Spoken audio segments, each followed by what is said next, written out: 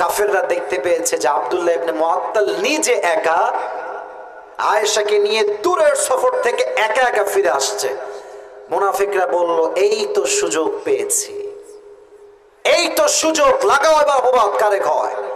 তারা পুরো মদিনা একটা অপবাদ ছড়িয়ে দিল, আম্মা জান আয়েশা নাকি ওই আব্দুল্লাহ ইবনে মুআত্তালের সাথে জিনা করে বাসায় ফিরে আসছে। নাউজুবিল্লাহ পড়বেন না আপনারা?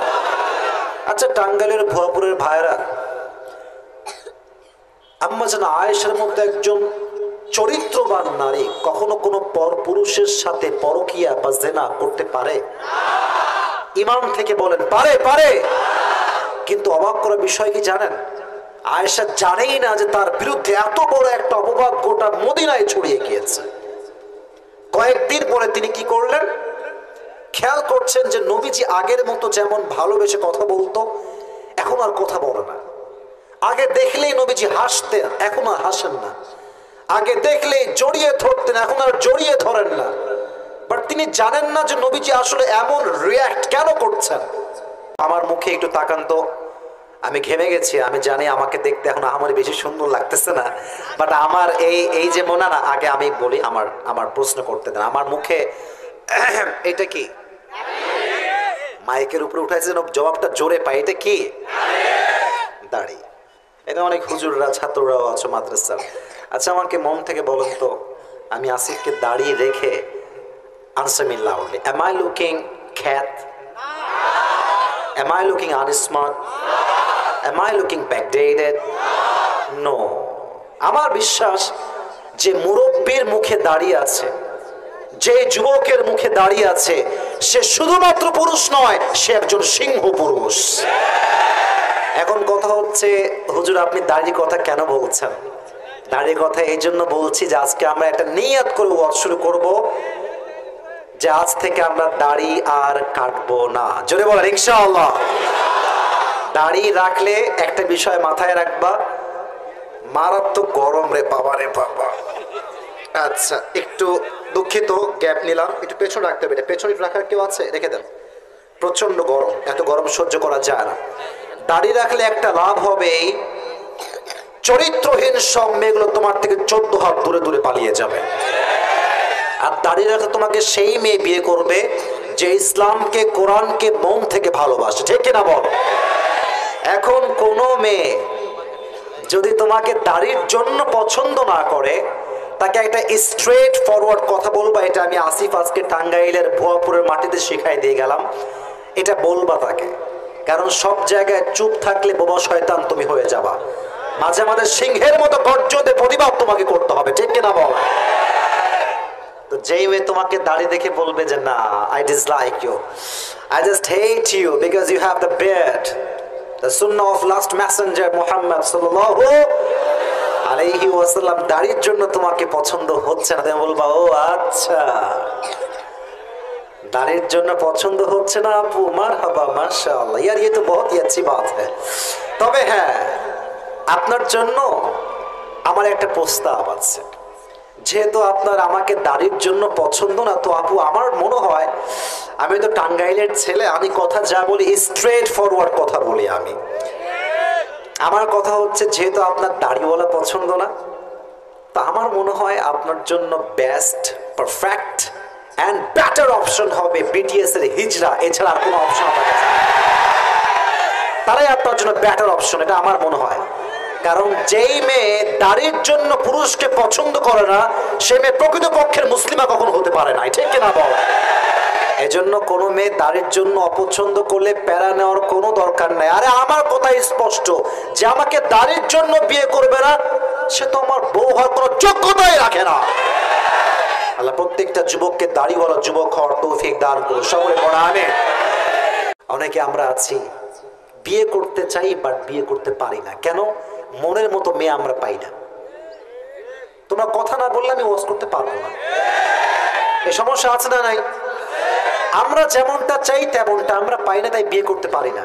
আর অনেকে দেখবা টিটকারি বলে, কি রে করিস না কেন রে, কি তোর ভেতরে কোনো সমস্যা আছে নাকি রে? ওরে বলবা বেটা কোনো সমস্যা নাই রে, আমি যেমনটা চাই তেমনটা নিয়ে তোকে আমি আজকে বিয়ে করে দেখাই দিব। এজন্য মাথায় রাখবেন, বিয়ের ক্ষেত্রে ভাইরা আপনার পায়ে আমার দুইটা হাত। এই নসিহত সবার জন্য ভালোবাসা দিয়ে, যতক্ষণ পর্যন্ত এটা ক্যামেরা রেকর্ড হচ্ছে, যতক্ষণ পর্যন্ত জীবনে সঠিক মানুষ না পাবেন বিয়ে করতে যাইয়েন না, জীবনটা তামা তামা হয়ে যাবে। সবাই বলছে বিয়ে করে ফেললে, কোথাকার কোন খ্যাত টিকটকার বিয়ে করে ফেললেন, দেখবেন জীবনটা কিন্তু জাহান্নাম হয়ে যাবে। একটু সবর করেন, বিয়েটা আরো 1 মাস পরে হোক, বাট বিয়ে যেহেতু জীবনে একবার করতে হবে, সব চরিত্রবান মেয়ে না পেলে আমরা বিয়ে করবো না, ঠিক কিনা বল? তো সবরের বিনিময়ে আল্লাহ তাআলা খাদিজাকে বিশ্ব নবীর মতো একজন সুচরিত্র যার, সুন্দর চরিত্র যার, উত্তম চরিত্র যার, তাকে খাদিজার স্বামী হিসেবে কবুল করেছে। একজন আওয়াজ দিয়ে বলেন তিনি কে? 2 নম্বর হাদিস শেষ। রাত তো প্রায় 1টা বাজতে গেল, আর 2-1টা হাদিস কি বলা যাবে? দেখেছেন টাঙ্গাইলের মানুষ কত ভালোবাসে, একটা লোকও ডান বাম হয় না। আর একটা বিষয় খেয়াল করলাম, 2-1জন লোক আরো আসতেছে, মারহাবা বলবেন না আপনারা সবাই? এদিকে তাকান, 2-1জন মুরব্বীর ওয়াশরুম লাগলে যাইতে পারে, আমার কোনো আপত্তি নাই, বাট যুবকদের আজকে ওয়াশরুম লাগলেও যাওয়া যাবে না। আজকে দোয়া করে একসঙ্গে হাতে হাত মিলিয়ে মুসাফা করে আমরা বাসায় যাবো, রাজি আছেন না ইনশাআল্লাহ? আমি যা দেখতে পাচ্ছি আমার আশেপাশে যারা এসেছেন, maximum people I think we belong the middle class family. আমরা বেশিরভাগই মধ্যবিত্ত পরিবারের সন্তান। আমি আজকেই ঢাকা থেকে আসলাম, এই ঝড় বৃষ্টি কিছু হবে না বাবা, এদিকে তাকায় থাকেন, খালি আগে বাতাস উঠছে এদিকে তাকায় সবাই, কিচ্ছু হবে না ইনশাআল্লাহ, ঠিক কিনা বলবো? ঢাকায় গিয়েছিলাম আজকে, ঢাকার বসুন্ধরা নাম শুনছেন? আরে বাবা রে বাবা, ভিআইপি প্লেস। হ্যাঁ, তো বাসা দেখতে গিয়েছিলাম, তো দেখলাম যে মারাত্মক একটা অবস্থা, দামি দামি ফ্ল্যাট, দামি দামি কার, একটা ভাবই আলাদা। তখন মাথায় আসলো, যত মাহফিল বাংলাদেশে হয় এটা বসুন্ধরায় হয় না, উত্তরায় হয় না, গুলশানে হয় না, ধানমন্ডিতে হয় না, সব মাহফিল হয় মধ্যবিত্ত পরিবারের সন্তানদের মাঝে, ঠিক কিনা বলেন? আমরা সবাই মধ্যবিত্ত পরিবারের সন্তান। আজকে আমাদের আলোচনার মূল বিষয়বস্তু কি শুনি না, আবার বলেন, নাম কি? ধৈর্য সব ক্ষেত্রেই লাগবে। আচ্ছা যুবক ভাইরা বলেন তো, মাঝে মাঝে মানুষ যে আমাদেরকে মিথ্যা অপবাদ দেয়, এরকম হয় কি হয় না? আপনি দেখবেন মাঝে মাঝে আপনার বন্ধু বলবে, কি রে তুই বিয়ে করবি কবে রে? তো বলবেন যে দোস্ত আমার তো কেউ নাই, আমি কারে বিয়ে করবো? তোমার বন্ধু বলো তো 4টা গার্লফ্রেন্ড আছে, বাট নাই কিন্তু আসলে কেউ। এটা মিথ্যা অপবাদ। আবার মাঝে মাঝে দেখবেন আমরা কোনো হারাম না করে আমাদেরকে মিথ্যা অপবাদ দেওয়া হয় কি হয় না? অনেককে অনেক রকম অপবাদ আমাদের জীবনে দেওয়া হয়। আমি ছোট্ট একটা হাদিস বলবো, হাদিসের এক্সাম্পল দেওয়ার আগে আমি আগে জিজ্ঞেস করতে চাই, আমি অনেকগুলো আয়াত বাদ দিয়েছি আজকে, জাস্ট পরিবেশের যেন ঠিকঠাক ভাবে আমি শেষ করতে পারি, তাই প্রেসাইজলি বলছি। বলুন তো, আমার নবীজির জীবনে একজন স্ত্রী যিনি কুমারী ছিলেন, যার আগে কখনো বিয়ে হয়নি, সেই স্ত্রীর নাম ছিল কি? রাদিয়াল্লাহু তাআলা আনহা। আমার নবীজির বউ ছিল মোট কয়টা, কে বলতে পারে? 11টা বউ। প্রথম বউয়ের নাম ছিল কি? কুবরা রাদিয়াল্লাহু তাআলা আনহা। দেখেন অপবাদ দিলে ধৈর্য কেমন করে ধারণ করবেন। নবীজির বউ ছিল 11টা, তো উনি বউদেরকে সামলাইতে গিয়ে মাঝে মাঝে হিমশিম খেতেন যে কাকে কখন কতটুকু সময় দিবেন। আচ্ছা আপনারা সবাই কি লটারি সিস্টেম নাম শুনছেন? লটারি, ছোট্ট একটা বাটি রাখা হয়, অনেকগুলো নাম রাখা হয়, যারটা উঠে লটারিতে সেই পুরস্কার পায়। কথা কি আমার ভুল না ঠিক আছে? তো নবীজি যেই কাজটা করতেন, প্রত্যেক সপ্তাহে কিংবা মাসে বউদেরকে নিয়ে বাহিরে ঘুরতে যেতেন, আউটিং এ যেতেন। আমাদের দেশে আমরা যেমন যাই কক্সবাজারে, আমরা যাই সিলেটে, আমরা যাই সাজেকে, ঠিক কিনা বলো যুবক ভাইয়ারা? তা আমার প্রিয় নবীজি বাহিরে ঘুরতে যেতেন। তো যেই মাসে তিনি লটারি করলেন, কথা বুঝতে কোনো সমস্যা হচ্ছে আপনাদের সবাই? লটারি করলেন একটা ছোট্ট বাটিতে করে, 11 জন স্ত্রীর নাম সেখানে রাখা হলো। একজন সেই নামগুলো তুলল, যখন নামের কাগজটা খুললেন, ওখানে যার নাম আসছে, যিনি ঘুরতে যাবেন এই মাসে, তার নাম হচ্ছে আয়েশা রাদিয়াল্লাহু তাআলা আনহা। সুবহানাল্লাহ পড়বেন না আপনারা সবাই? এবার প্রিয় নবীজি মুহাম্মদুর রাসূলুল্লাহ সাল্লাল্লাহু আলাইহি ওয়াসাল্লাম তার বউকে নিয়ে আউটিং এ ঘুরতে গেলেন, লম্বা একটা সফর দিলেন। যখন ঘোরা শেষ হয়ে গেল, নবী করিম সাল্লাল্লাহু আলাইহি ওয়াসাল্লাম তার বউকে নিয়ে বাসায় ফিরে আসছেন। আগের যুগে বিয়ে হতো পালকিতে করে, নাম হচ্ছে পালকি। এটাকে আরবিতে বলা হয় হাউদাজ, বাংলা হচ্ছে পালকি। তো নবী করিম সাল্লাল্লাহু আলাইহি ওয়াসাল্লাম তার বউকে নিয়ে পালকিতে ঘুরতে গিয়েছেন। পালকিটা কেমন আমি বোঝাচ্ছি। এটা হচ্ছে উট, উটের পিঠের উপরে একটা হাউদাজ করা হতো। পালকি গোল চারকোনা ঘরের মতো, চতুর্পাশে পর্দা থাকতো। তো পর্দার মাঝে নারীদেরকে রাখা হতো এবং উটে করে তখন ভ্রমণ করা হতো, যেমন আমরা এখন কারে করে, কেউ বাইকে করে, কেউ সিএনজিতে করে, কেউ বিমানে করে ট্রাভেল করি। এট দ্যাট টাইম ভ্রমণ করা হতো হয় ঘোড়াতে, না হয় উটে। তো যখন নবী করিম সাল্লাল্লাহু আলাইহি ওয়াসাল্লাম বউকে নিয়ে কাম ব্যাক করছিলেন বাসার দিকে, in the meantime Aisha রাদিয়াল্লাহু তাআলা আনহার প্রকৃতির ডাকে সাড়া দেওয়ার পালা আসলো। উনি বলেন, এই উটের সওয়ার থামাও, উটকে তুমি থামিয়ে দাও। আমার এই কথা বলবেন না পেছনে, একদম কথা নয়, প্রকৃতির ডাকে সাড়া দেওয়া লাগবে। তাই তিনি উট থেকে নেমে একটু দূরে গেলেন। মজার বিষয় হচ্ছে, মায়েরা বোনেরা মনোযোগ দিয়ে শুনবেন, আয়েশা রাদিয়াল্লাহু তাআলা আনহা ছিলেন একদম স্লিম বডির একজন মহিলা। মোটা না চিকন? স্লিম, চিকন ছিলেন। তো দেখবেন রিকশায় যখন চিকন মানুষ ওঠে, যে রিকশার চালক ও টের পায় না পেছনে কেউ আছে কিনা। আর যখন ভুড়িওয়ালা দামড়া মোটকা ওঠে, দেখলে মনে হবে টায়ার এই তো ব্লাস্ট হইল বলে, ঠিক না বড়? তবে একটা বিষয় মাথায় রাখতে হবে, এখানে হাসির কোনো কারণ নাই।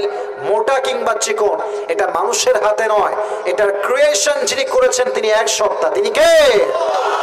তো মজার বিষয় হচ্ছে, যখন তিনি নেমে গিয়েছেন, তিনি কি আসলে উঠেছেন কিনা এখনো উঠে, এটা সে বুঝতে পারে নাই।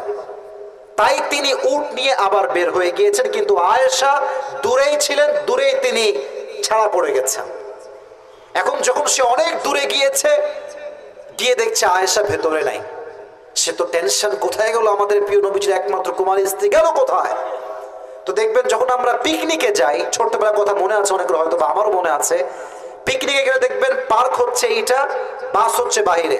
দেখবেন মাইকে বলা হয়, আমাদের স্কুলের অমুক ক্লাসের ওই ছাত্র কোথায়, অমুক ছাত্র কোথায়, ঢুকে পড়ো, এখনই আমরা বাস ছেড়ে দিব। কথা কি ঠিক কিনা বলেছে ভগবান? তো সেখানে একজন দায়িত্বে ছিলেন লস্ট অ্যান্ড ফাউন্ডের, তার নাম হচ্ছে আব্দুল্লাহ ইবনে মুআত্তাল রাদিয়াল্লাহু তাআলা আনহু। তো উনি দেখলেন যে আয়েশা রাদিয়াল্লাহু তাআলা আনহা ইজ মিসিং, উনি নেই। তখনই তিনি সঙ্গে সঙ্গে উট নিয়ে বের হয়ে গেলেন ওনাকে রিসিভ করবার জন্য। এবার যখন আয়েশা রাদিয়াল্লাহু তাআলা আনহা দূর থেকে ফিরে আসছেন, উটে সওয়ার হয়ে তিনি আবার বাসায় ফিরে আসবেন, দেখছেন উট নাই। উট গেল কোথায়? দূরে দূরে চোখ দিয়ে দেখছেন উটের কোথাও কোনো চিহ্ন নাই। তাই তিনি একটা ছোট্ট কাজ করলেন, মরুভূমির মাঝখানে চাদরটা মুড়ি দিয়ে বালুর উপরে শুয়ে গেলেন, ঘুমিয়ে গেলেন। দূর থেকে আব্দুল্লাহ ইবনে মুআত্তাল দেখে বুঝলেন যেখানে আম্মাজান আয়েশা শুয়ে আছেন। উনি গিয়ে একটা সালাম দিলেন, কাশি দিলেন। উনি উঠলেন, উঠে সুন্দর করে মুখ ঢেকে সুন্দর করে উটের পিঠে এসে পালকিতে উঠে বসলেন। এবার আসুন মূল ঘটনার মূল ইন্টারেস্টিং পার্টে। যখন তারা ফিরে আসলেন নবীজির ঘরে, কাফেররা দেখতে পেয়েছে যে আব্দুল্লাহ ইবনে মুআত্তাল নিজে একা আয়েশাকে নিয়ে দূরের সফর থেকে একা একা ফিরে আসছে। মুনাফিকরা বলল, এই তো সুযোগ পেয়েছি, এই তো সুযোগ, লাগাও এবার অপবাদ কারে হয়। তারা পুরো মদিনা একটা অপবাদ ছড়িয়ে দিল, আম্মাজান আয়েশা নাকি ওই আব্দুল্লাহ ইবনে মুআত্তালের সাথে জেনা করে বাসায় ফিরে আসছে। নাউজুবিল্লাহ পড়বেন না আপনারা? আচ্ছা, টাঙ্গাইলের ভুয়াপুরের ভাইরা, আম্মাজান আয়েশার মধ্যে একজন চরিত্রবান নারী কখনো কোনো পর পুরুষের সাথে পরকিয়া বা জেনা করতে পারে? ইমান থেকে বলেন, পারে? পারে। কিন্তু অবাক করা বিষয় কি জানেন, আয়েশা জানেই না যে তার বিরুদ্ধে এত বড় একটা অপবাদ গোটা মদিনায় ছড়িয়ে গিয়েছে। কয়েকদিন পরে তিনি কি করলেন, খেয়াল করছেন যে নবীজি আগের মতো যেমন ভালোবেসে কথা বলতো, এখন এখন আর কথা বলে না। আগে দেখলেই নবীজি হাসতেন, এখন আর হাসেন না। আগে দেখলেই জড়িয়ে ধরতেন, এখন আর জড়িয়ে ধরেন না। বাট তিনি জানেন না যে নবীজি আসলে এমন রিয়্যাক্ট কেন করছেন। কয়েকদিন পরের কথা, উনি বাবার কাছে গেলেন। বাবার নাম হচ্ছে ইসলামের প্রথম খলিফা আবু বকর রাদিয়াল্লাহু তাআলা আনহু। যখন বাসায় গেলেন, একজন গোলাম এসে বলল, আয়েশা তুমি কি জানো তোমার বিরুদ্ধে কত বড় একটা মিথ্যা অপবাদ গোটা মদিনায় ছড়িয়ে গিয়েছে? বলল কি হয়েছে বলো তো আমাকে। তো সেই মহিলা বলল যে আপনার নামে এই অপবাদ দেওয়া হয়েছে, আপনি নাকি আব্দুল্লাহ ইবনে মুআত্তালের সাথে সফর করে ফিরে আসার সময় জেনা করে ফিরে আসছেন। নাউজুবিল্লাহ পড়বেন না আপনারা।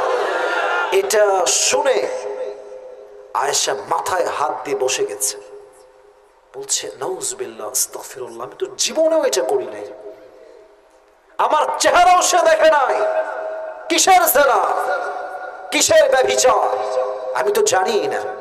ইন দ্য মিন টাইম নবীজি আসছেন। নবী যখন ঘরে আসবেন, আয়েশা তার আব্বাকে বলছে, আব্বা জান আপনি তো জানেন আপনার মেয়ে কত ভালো, আপনি তো জানেন আপনার মেয়ের চরিত্র কত ভালো, আপনিও কি এটা বিশ্বাস করেন? আব্বা বলছে, আমি কি বলবো, সব খবর তো রাখে একজন, তিনি কে? এরই মাঝে নবীজি আসছে। দেখেন সত্য কথা হচ্ছে, বিপদে পড়লেও কিন্তু দেখবেন মাঝে মাঝে আপন মানুষের চেহারা পরিবর্তন হয়ে যায়। আবার দেখবেন আশেপাশে যত মানুষ আপনাকে বলে তোমাকেই ভালোবাসি, তোমার সঙ্গে সুখে দুঃখে সব সময় আমি আছি, দেখবেন যেই দিন আপনার টাকা থাকবে না, স্বার্থপর মানুষগুলোকে আপনি হারিকেন দেওয়ার আশেপাশে খুঁজে পাবেন না। পুরোটাই স্বার্থের খেলা, পুরো দুনিয়া। তো যখন নবীজি আসছেন, আয়েশা বলছে, আচ্ছা আমার স্বামী আপনি বলেন, আপনি কি এটা বিশ্বাস করেন? তো নবীজি বলছে, দেখো আয়েশা, যে কোনো মানুষই কিন্তু অন্যায় করতে পারে, তো তুমি যদি অন্যায়টা করেই থাকো, তুমি আল্লাহর কাছে তওবা করে নাও। এই কথা শুনে আয়েশা আর সহ্য করতে পারলেন না, কান্না শুরু করলেন, দুই চোখ দিয়ে অঝরে পানি ঝরছে, আর বলছে, ইয়া রাসূলুল্লাহ, আপনি আমার স্বামী হয়ে আজকে আমাকে বিশ্বাস করলেন না? আমার আর কোনো ভরসা নাই, আমার একমাত্র ভরসা এখন ধৈর্য, আর ধৈর্য ধারণ করলে আমার সঙ্গী হবে একজন, তিনি কে? উনি বললেন, আমি ধৈর্যের মতো হাতিয়ারকে আজকে অবলম্বন করলাম, আমি আর কারোর সাথে কোনো কথাই বলবো না। এবার আসেন সবরের ফলাফল কাকে বলে, ধৈর্য ধরলে কি হয়। আহা কি সুন্দর হাদিস।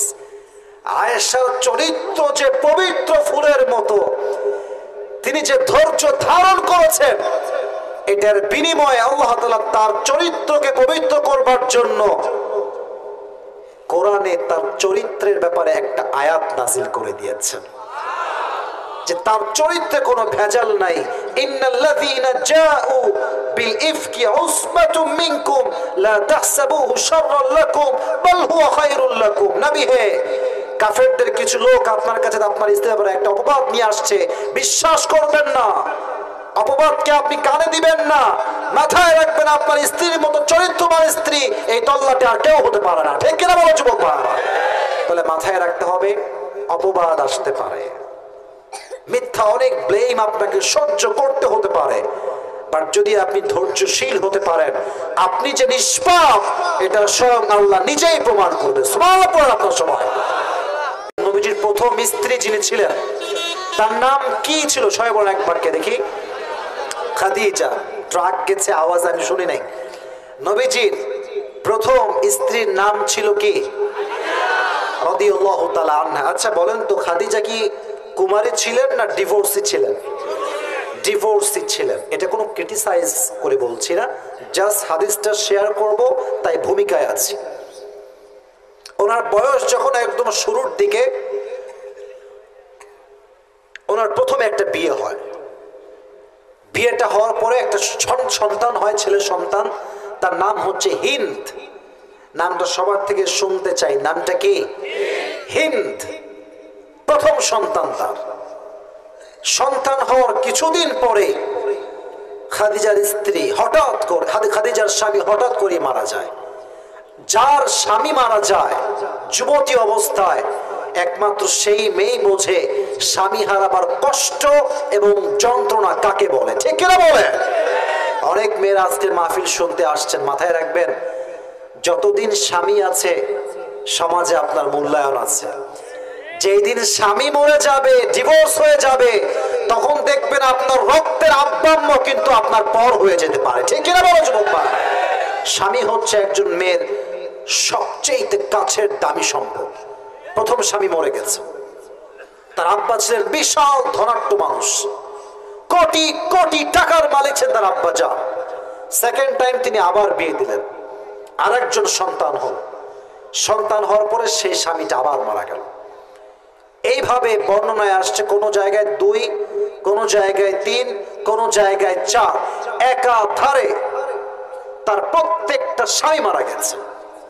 এবার খাদিজা এতটা ভেঙে গেছে, উনি নিয়ত করেছেন তাকাররারা খাদিজা আন্নাহা লাম তাতাযাওয়াজা মাররাতান উখরা।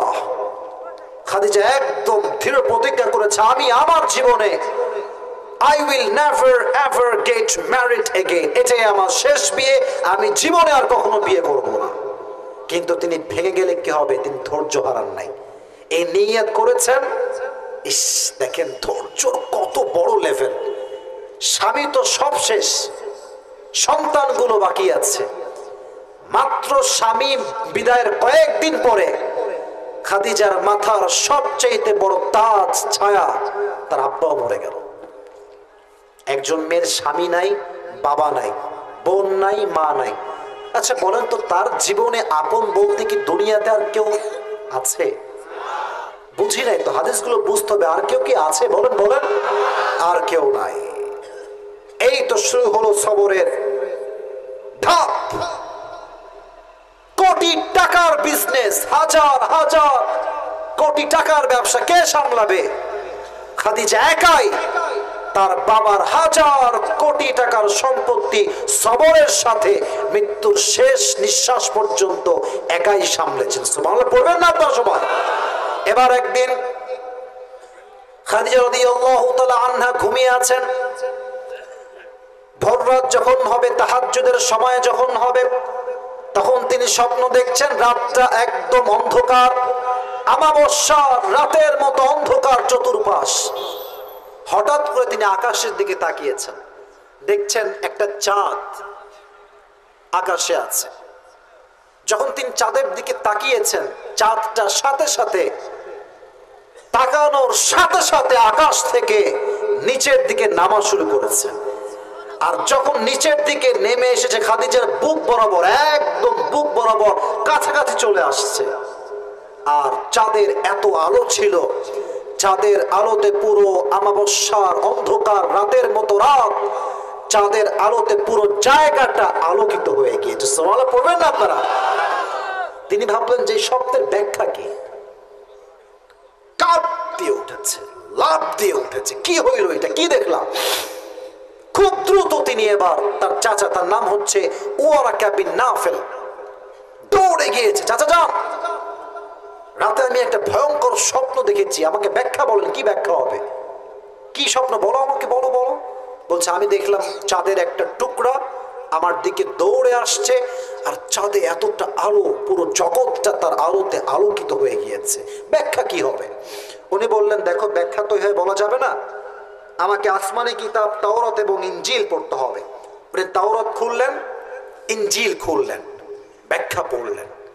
ব্যাখ্যা পড়েই বলছেন Khadija, good news, good news, সুসংবাদ, বড়ই সুসংবাদ। কি সুসংবাদ বলেন? বলছে আমি তাওরাত এবং ইনজিল পড়ে বুঝতে পেরেছি শেষ নবী তোমার স্বামী হিসেবে কবুল হতে চলেছে। এবার খাদিজার খুশি আর কে আটকায়? এবার তাকে আর কে ধরে? অপেক্ষা, কবে আসবে সেই স্বপ্নের পুরুষ? লম্বা একটা হাদিস, বাট আমি প্রিসাইজলি বলছি শর্টকাটে। একদিনের কথা, খাদিজা একজন ব্যবসায়ী ছিলেন। তো ব্যবসায়ী যারাই ছিল মদিনা এবং মক্কায়, সবাইকে তিনি চিনতেন। তা আমার প্রিয় নবী যখন ব্যবসার কাজ শুরু করেছেন, উনি ইন্ডিভিজুয়ালি কোনো ব্যবসায়ী ছিলেন না, মানুষের ব্যবসা দিয়ে সামলাইতেন। তো উনি এতটা বিশ্বস্ত ছিলেন যে পুরো মদিনা এবং মক্কায় তার একটা উপাধি ছড়িয়েছিল, তার নাম হচ্ছে আল আমিন, বিশ্বস্ত যুবক। সুবহানাল্লাহ পড়বেন না আপনারা সবাই? তো এই খবরটা খাদিজার কানে যায়। তো উনি বললেন যে তাই নাকি, সে যুবকের বাসা কোথায়, ওনাকে নিয়ে আসো, ইনভাইট করো। তো তিনি কিন্তু শিওর না যে এটা কি শেষ নবী কিনা, উনি কিন্তু এটা শিওর না। কিন্তু যখন নবীজি এসেছেন তার বাসায়, নবীর চেহারায় এতটা নূর, এতটা সুন্দর চেহারা, সুশ্রী যুবক, হ্যান্ডসাম যুবক, ড্যাশিং লুকের যুবক যখন তার বাসায় প্রবেশ করেছে, খাদিজার মনে এতটা শান্তির প্রবাহমান ছোঁয়া বয়েছে, খাদিজা মোটামুটি 80% শিওর হয়ে গিয়েছে এটাই আমার শেষ নবী। সুবহানাল্লাহ পড়বেন না আপনারা? বাট 100% শিওর না। তো এবার তিনি কি করলেন? তাওরাত খুললেন, ইনজিল খুললেন, উনি পড়তে শুরু করলেন যে শেষ নবীর চেহারা আসলে কেমন হবে। উনি পড়লেন, আচ্ছা আমার হাতের এটা কি?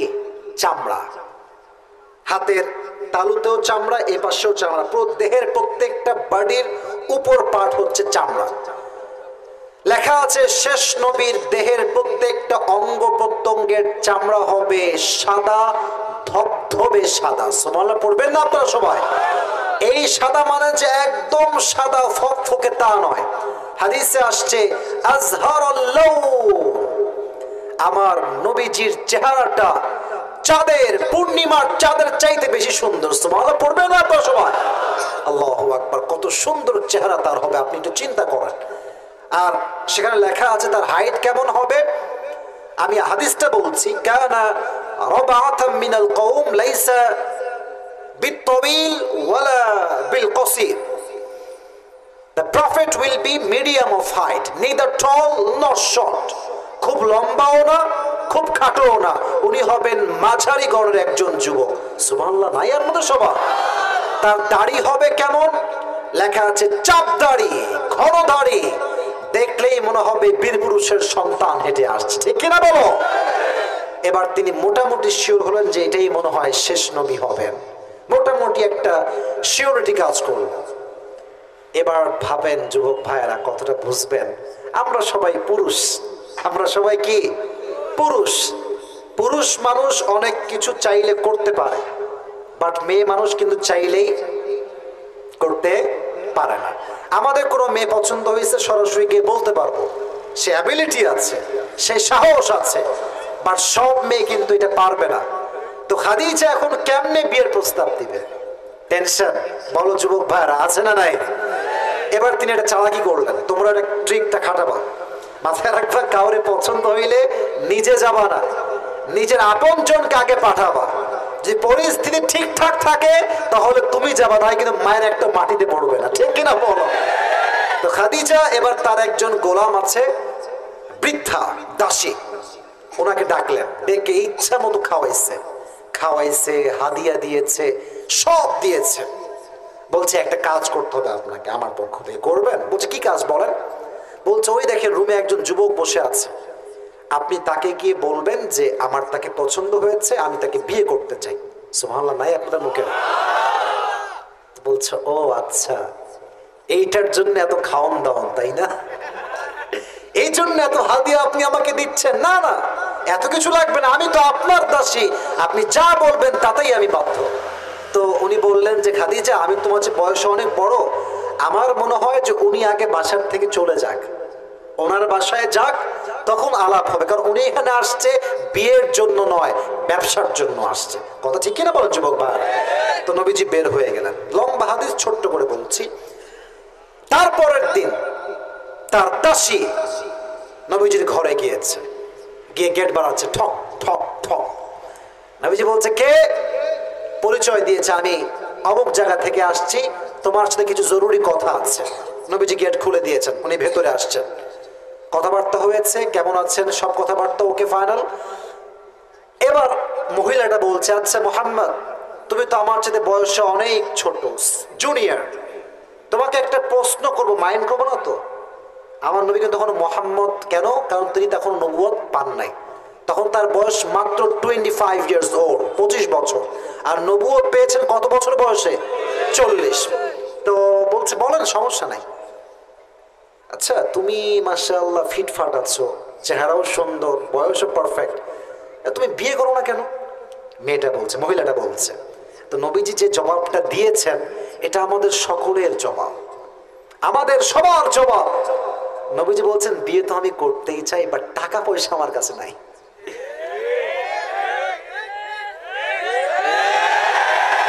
টাকা নাই যুবক ভাইয়েরা, এটা নবীর কথা নয়, এটা বাংলাদেশের হাজার হাজার যুবকের মনের কথা। টাকা না থাকলে মেয়ের বাপরা বলে বাবা আমি দিতাম না। কিন্তু যদি কেউ আসে, দাড়ি পেকে গিয়েছে, सर पे तो पहले से ही बाल नहीं है, আপনার নাম কি? বলে আমার নাম মজনু মিয়া। আপনি কি করেন? বলে চাকরি। কেমন চাকরি? বলে পিওনের চাকরি। পিওনের চাকরি? এটা সরকারি। ওরে বাবা আসেন আসেন আসেন আসেন আসেন। আজকালকার কিছু বাবা, নট এভরিওয়ান, কিছু বাবা টাকা থাকলে টাকলার সঙ্গে নিজে মেয়েকে বিয়ে দিয়ে দেয়। এটা করবেন না। তো এবার দেখেন, এই আগে হাসবেন না, আগে হাদিসের মর্মার্থ বোঝেন। এবার সেই দাসী বলছে আচ্ছা টাকার সমস্যা, কোনো সমস্যাই নাই। এটা আমার কাছে এমন একজন মেয়ের সন্ধান আছে, এদিকে আমার হাত দেখে দেখেন, আমার হাত, যাকে বিয়ে করলে মোহর দেওয়া লাগবে না, যাকে বিয়ে করলে তোমার পোশাক দেওয়া লাগবে না, যাকে বিয়ে করলে তোমার কোনো খাওন দাওন দেওয়া লাগতো না, যাকে বিয়ে করলে তোমার কোনো বাসা দেওয়া লাগবে না, কিচ্ছু দেওয়া লাগবে না, বরং সেই মেয়ে তোমার যা লাগবে সব তোমাকে দিবে। সুবহানাল্লাহ, নাই আপনাদের সবার? এখন নবীজি বলে কি রে, এমন মেয়ে কোথায় আছে? মোহর দেওয়া লাগবে না, বাড়ি দেওয়া লাগবে না, কিছুই দেওয়া লাগবে না। How come it possible? মাসমুহা, ওই মেয়ের নাম কি আমাকে বলেন এখন আপনি। এবার সে সুযোগে কোপ মারছে আর কি, বলছে ইসমুহা খাদিজা, তার নাম হচ্ছে খাদিজা। সুবহানাল্লাহ পড়বেন না আপনারা? তো নবীজি বলছে মাশাআল্লাহ মনে মনে, কারণ নবীজি কিন্তু খাদিজাকে আগাগোড়াই পছন্দ করে। কিন্তু প্রস্তাব কেমনে দিবে? কারণ তিনি হচ্ছে 15 বছরের বড়, তিনি হচ্ছেন বড় ব্যবসায়ী, উনি তো একদম গরিব মানুষ। তো উনি বললেন আচ্ছা আমি রাজি আছি, বাট আমার যিনি চাচা আছেন আবু তালেব, ওনাকে নিয়ে কালকে আমি আপনাদের বাসায় যাব, তারপরে সব দেখা যাবে। আমি কিন্তু আমার হাদিসের মূল মেসেজ এখন দিতে পারি নাই যুবক ভাইরা, এই তো এখন দিব। এবার আবু তালেব নবীজিকে নিয়ে তার বাসায় গিয়েছেন। মাত্র কয়েকজন লোক আসছে, আবু তালেব দাঁড়িয়ে গিয়েছে সবার সামনে। দেখেন ভাষণ দিচ্ছে আবু তালেব কেমনে, বলছে আমার প্রিয় মক্কার ভাইয়েরা, ব্যবসায়ী ভাইয়েরা, আমি আমার ভাতিজা মুহাম্মদের ব্যাপারে একটা কথাই বলতে চাই। আমার ভাতিজা গরিব হতে পারে, অসহায় হতে পারে, ব্যাংক ব্যালেন্স না থাকতে পারে, বাট আমি চাচা হয়ে সাক্ষী দিচ্ছি আমার ভাতিজার মতো চরিত্রবান যুবক এই তল্লাটে দিতে আর কেউ হতে পারে না। ঠিক কিনা বল? ভাষণ দিয়েছে, ভাষণ দিয়ে সব ঠিকঠাক। এবার খাদিজার পক্ষে আরেকজন দাঁড়িয়েছে, তার নাম হচ্ছে ওয়ারাকা বিন নাফেল। এবার উনি বলছেন আবু তালেব আপনি কথা ভুল বলেন না, আপনার কথা ঠিক, তবে আপনাকে এটাও মাথায় রাখতে হবে খাদিজা একজন ডিভোর্সি মেয়ে হতে পারে, বাট খাদিজার কাছে ধন সম্পত্তি আছে, যে চরিত্র আছে, যে মানবতাবোধ আছে, এই তল্লাটে আর দ্বিতীয় কারো এটা নাই। ঠিক কিনা বলেন? তো আমরা দুইজনেই একমত, আমরা চাইলে এখন সামনের দিকে যেতে পারি। তো ঠিক আছে মাশাআল্লাহ, আদ্য সম্পূর্ণ হয়ে গেল। বিয়ের ক্ষেত্রে মুহূর্ত লাগবে, যতই বলুক নিতে হবে না, নিব না, দেওয়া তো লাগবে। তো আবু তালেব বলছে খাদিজা আমি খুবই গরিব মানুষ, আমার ভাতিজাও অনেক গরিব, তো তোমাকে দেওয়ার মতো কিছুই আমাদের কাছে নাই, তবে একটা মোহর আমি নির্ধারণ করেছি, তোমাকে আমি আজকে 20টা উট মোহর হিসেবে দিব। কয়টা উট? হাদিস তো শেষ হয় নাই, এখন তো ইন্টারেস্টিং পার্ট বাকি আছে। খাদিজা বলছে মাশাআল্লাহ আমি গ্রহণ করলাম, কোনো অবজেকশন নাই। আর আজকে যখন তুমি কাবিন নামায় লিখবা তোমার দেন মোহর কত, এই যে ঝামেলাগুলো, বলবে তোমাকে 20 লাখ লিখতে হবে, 30 লাখ লিখতে হবে। আর কি হয়, টাকা তো 2 পয়সা দেয় না, বাসরাতে বউয়ের পা ধরে বসে থাকে যে বউ আমারে মাফ করে দাও, আমি দিতে পারবো না। এটা কাপুরুষতার নমুনা। ঠিক কিনা বলো যুবক ভাই? যা দিতে পারবেন নগদ, ইন ক্যাশ, কোনো বাকি হবে না। তোমাকে আমি 1 লাখ দিব, এখনই দিব। আর বাবাদেরকে বাবাজানরা মোহরটাকে কঠিন করবেন না। যদি বিয়েকে কঠিন করেন, বিয়েটা কমে যাবে, জেনার সংখ্যা সমাজ আমাদের বেড়ে যাবে। 20টা উট দিল মোহর হিসেবে। এবার দেখেন খাদিজার মন কত বড়। আচ্ছা, মেহমান আসলে বিয়ের বাড়িতে খাওয়াইতে হয় না? এটাকে আরবিতে বলা হয় ওয়ালিমা। এটার নাম কি? কি খাওয়াবে? নবীর কাছে তো টাকা পয়সা কিছুই নাই। খাদিজার মন কত বড়। বলছে, আমার স্বামী তো গরিব মানুষ, আমাকে যে 20টা উট মোহর দেওয়া হয়েছে, এই 20টা উট আজকে মেহমানদের জন্য জবাই করে দাও। 20টা উট জবাই হয়ে গেল।